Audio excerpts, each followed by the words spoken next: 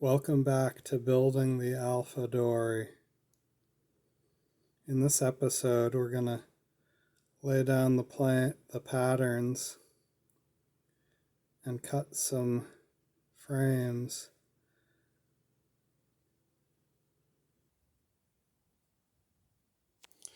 Alright, so these are the patterns that we traced and updated last episode. This is for the first frame. These are the arms of the frames, and then the feet are going to go across here. And those will be a separate piece of oak, and they'll be riveted and glued at the joint. But the arms of the frames will be a single piece right up to the gunnel. So here's the piece of oak that we're using to lay the patterns out on. You can see I've got them all traced out here. Now if this were a oak board, like a straight-sided oak board, not with the live edge, and all these oddities, see there's a crotch in the tree right there. There's a crack I had to get around. There's a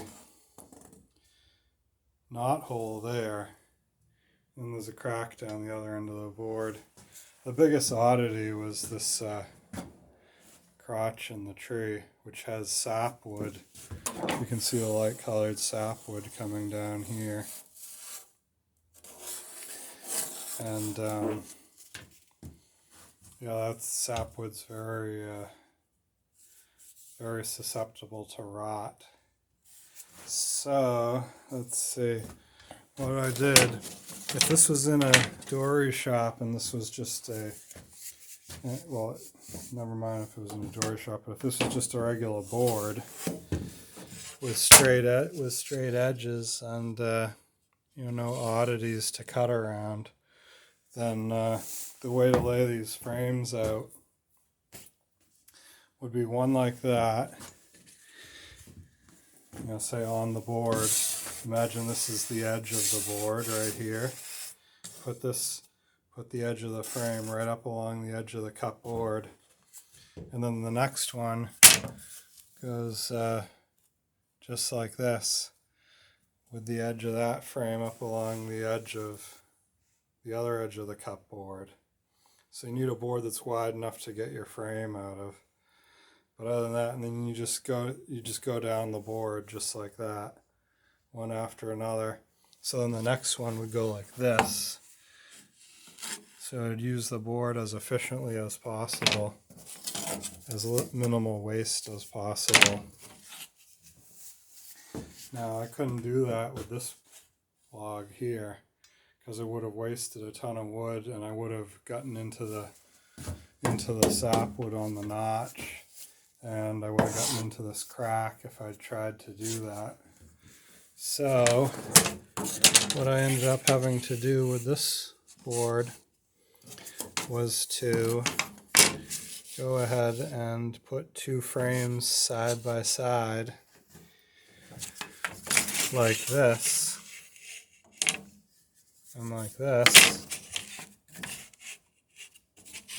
Trace both of those.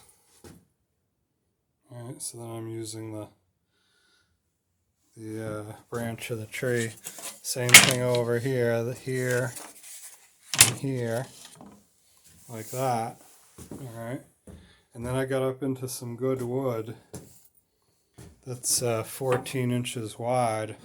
So here's where I wanted to cut the transom out of, because the transom's 14 inches and that's a big board. It's kind of nice to get it out of one piece of wood, as long as it's not going to split. We got a nice piece of wood right here, so there's no reason not to do it. Especially where this is a Swampscott dory, it's got the corners knocked off the transom. If you were doing a bank story, you might want to do the two board transom the traditional two-board transom, which actually has the grain running parallel to the edge of the transom as opposed to parallel to the center line of the transom.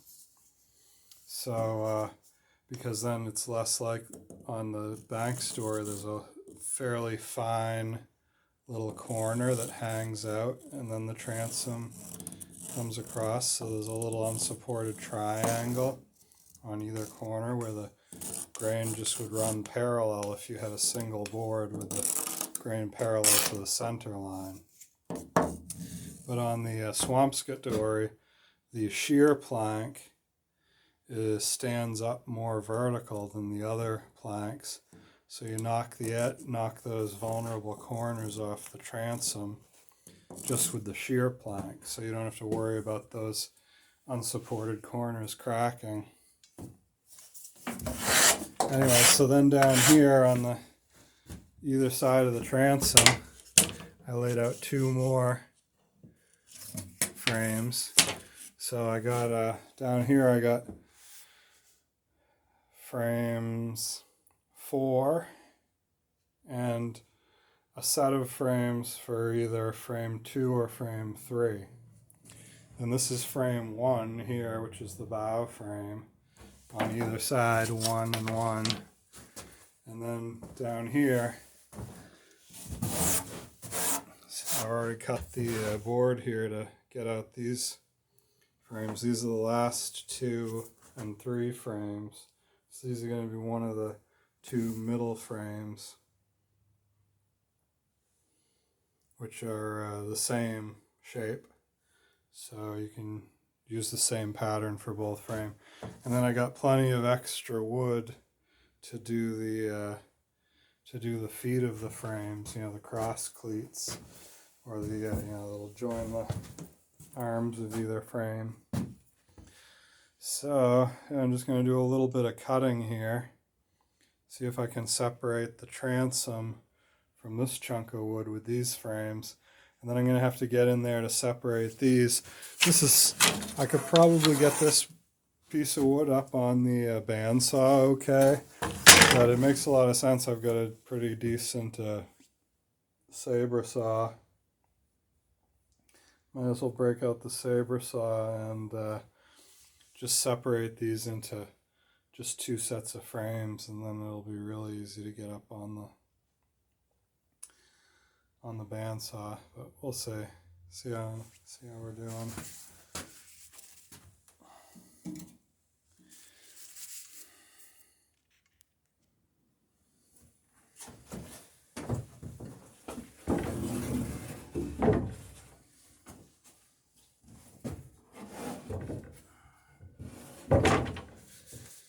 Alright, I want to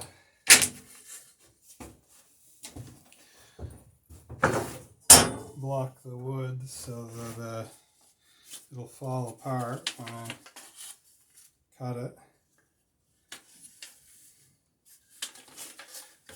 And it's a fairly simple process tracing these frames. I'm just gonna make sure that this one's, the transom's gonna miss this one. And then the patterns are, it's pretty simple tracing these things out. Once you got the pattern, you've done the guard work, and you can make as many boats from your patterns as you want. And that way you don't even need a set of lines on paper.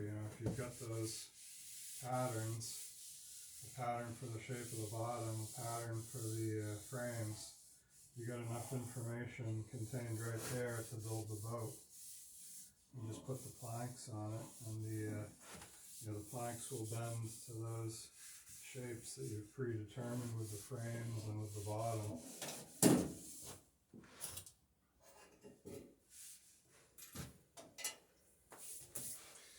So let's see. Next thing I want to do is strike a line to cut to. I'll be cutting this apart with the circular saw. So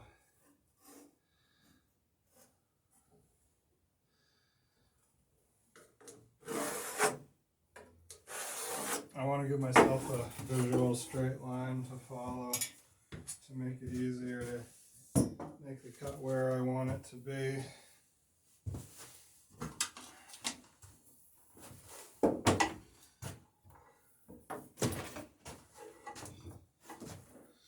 That's the belt sander still plugged in. So I've got my saw blade set for the depth of the wood plus a little. And I've got the board blocked up off of the strong back, so I won't be cutting into that. And then I'll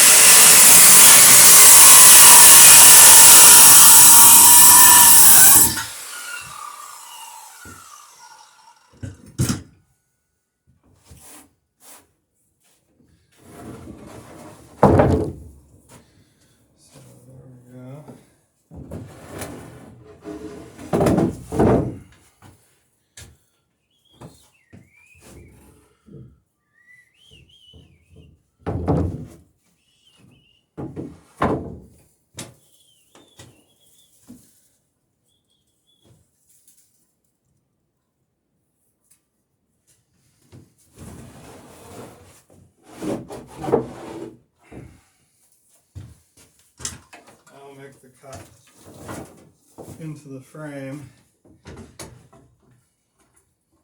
Put a straight line on that too, just so I'll know where to start, and I won't hit the frame just so.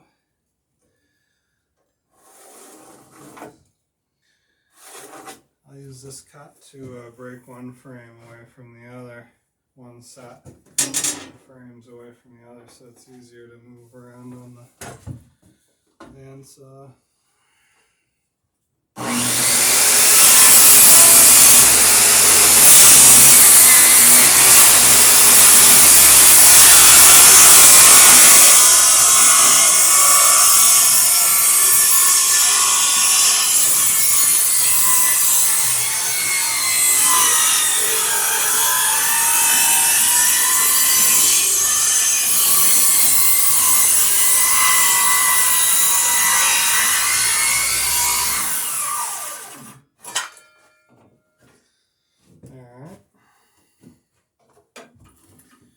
Finish it with the saber saw.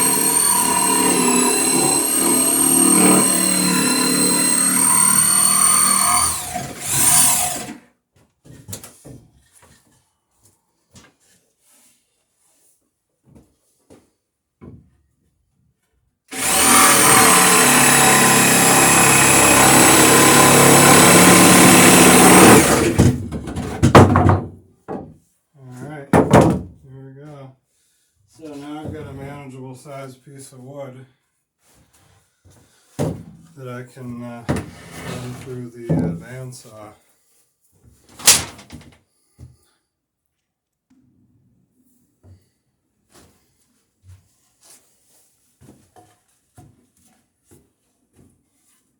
Set the bandsaw to the right height with the guide. A little bit tight, but almost perfect actually. There we go. Gives me a little bit of room. We'll see if we can maybe able to make this cut.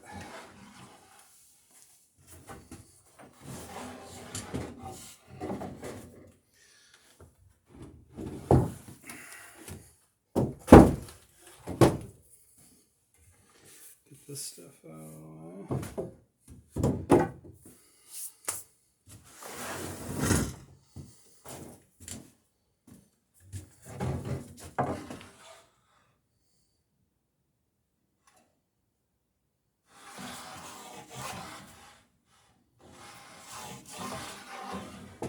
Alright, looks like it's gonna go.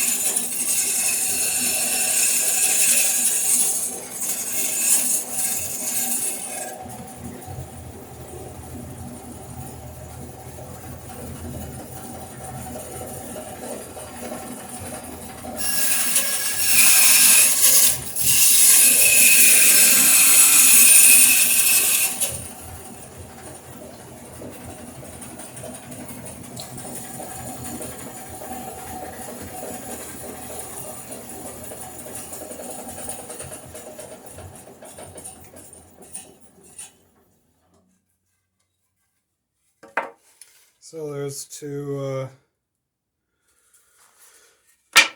frames, two frame arms cut out anyway. And you know, just a bunch more of those to go, and should be good. These will make up the framing for the Alpha Dory.